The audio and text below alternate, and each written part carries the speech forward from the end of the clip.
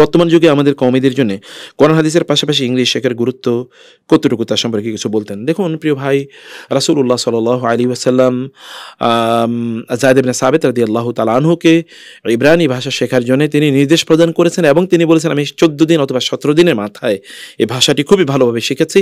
রাসূল সাল্লাল্লাহু বললেন, কারণ আমি ইহুদিদেরকে কোনোভাবে নিরাপদ মনে করি না, এ কারণে এই ভাষাটি শেখা দরকার। আমরা যদি এখন দাওয়াতের কথা বলি, দাওয়াতের জন্য কি আপনার ইংরেজি ভাষা শেখা লাগবে না? আপনি ইংরেজিতে এত পরিমাণ জ্ঞান এখন আছে যে জ্ঞানগুলো আহরণ করা আপনাদের দরকার। কারণ রাসূল সাল্লাল্লাহু আলাইহি ওয়াসাল্লাম বলেছেন, আল হিকমাতু দাল্লাতুল মুসলিম হাইসু ওয়াজাদাহা ফাহুয়া হাক্কু বিহা। জ্ঞান হচ্ছে মুসলমানদের হারানো সম্পদ, যেখানে সে পায় সে হারানো সম্পদ তার নিজের সম্পদ, তো এটি সে সেটা গ্রহণ করে, অধিগ্রহণ করে। তো এত পরিমাণ জ্ঞান এখন ইংরেজিতে আছে যেগুলো আমাদের অর্জন করা দরকার। আপনি যদি সে ভাষা না জানেন তাহলে আপনি কিভাবে ওই জাতীয় শিক্ষিত মানুষের কাছে দিনই প্রচার করবেন? আর দিন তো আমাদেরকে হিকমা, প্রজ্ঞা ইত্যাদির মাধ্যমে প্রচার করতে হয়। যখন আপনি এই ভাষাটি শিখবেন, জানবেন, তখন আপনি যারা ভাষার কারণে কাউকে একটু ওয়েট প্রদান করে, তখন আপনাকে কিন্তু তারা গুরুত্ব প্রদান করবে, আপনার কথাগুলো মনোযোগ দিয়ে শুনবে।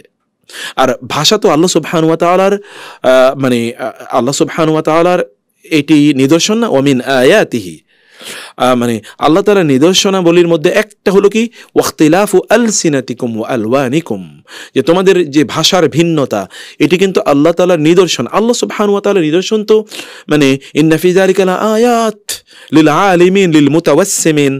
আল্লাহ তাআলা বলেছেন, এর মধ্যে যারা দূরদৃষ্টি সম্পন্ন, যারা জ্ঞানী প্রজ্ঞাবান, তাদের জন্য নিদর্শন আছে। অতএব এখান থেকে নিদর্শন হিসেবে আপনি ভাষাটা শিখুন। ভাষা শেখা কোনোদিনই অন্যায় না, কোনোদিনই। Any language you should learn, সেটি so that you can preach Islam in the language to the people of those languages. খুবই গুরুত্বপূর্ণ, আমরা এটা আপনাদেরকে বলবো যে আপনি শিখুন প্লিজ।